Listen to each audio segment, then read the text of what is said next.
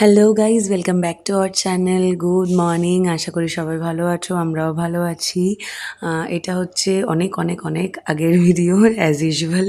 তো সেদিন আমরা যাচ্ছিলাম হচ্ছে দক্ষিণেশ্বর। অনেক দিন মেঘাশ্রীদের সাথে দেখা হয়নি, ওর ছেলেকেও অনেক দিন দেখি না, আমাদের ওমকে।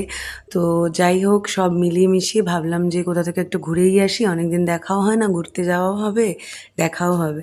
তো যেমন ভাবা তেমন কাজ, আমরা এখান থেকে বেরিয়েছিলাম হচ্ছে দক্ষিণেশ্বর যাবার জন্যে।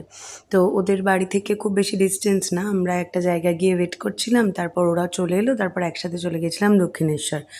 সমস্যাটা হয়েছিল হচ্ছে স্যাটারডে ছিল, তো সম্ভবত কোনো একটা ছুটির দিনও ছিল, যে কারণে প্রচণ্ড ভিড় হয়েছিল ওখানে। মানে বীভৎস ভিড়, প্রচুর লাইন দিতে হয়েছিল। আর যেহেতু মানে মন্দিরের ভেতর আমরা এমন টাইমটা গেছিলাম আর কি, সম্ভবত 6:30 6:45 বাজছিল। তো ভোগ আরতি হওয়ার পর মন্দির আধ ঘন্টা মতো বন্ধ ছিল। তো এইসব কারণে আরও একটু দাঁড়াতে টাড়াতে হয়েছে, এসব হয়েছে। তো বেরোনোর পর দেখো মন্দির চত্বর পুরো ফাঁকা হয়ে গেছিলো। মেঘাশ্রী অনেক চেষ্টা করেছে ওদের দুজনকে একসাথে দাঁড় করিয়ে ফটো তোলানোর, কিন্তু আমার ছেলে বাপ রে বাপ, মনে হয় যেন একেবারে রোবট। চাবি দিয়ে দাও, জাস্ট ঘুরে বেড়াবে একদম কন্টিনিউ, নয় কোলে আর না তলে ঘুরে বেড়াবে।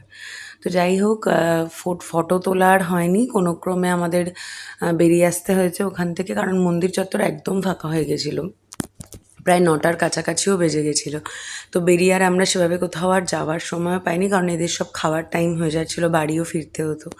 তো এসে বাড়িতে পাপানের দুষ্টুমি শুরু হয়ে গেছে। এখন ও যা দুষ্টুমি করে মনে হয় বসে বসে চুপ করে দেখি। তো যাই হোক, তোমাদের ভিডিওটা কেমন লাগলো জানিও। আবার খুব শিগগিরই নতুন ভিডিওর সাথে দেখা হচ্ছে। চলো, টাটা।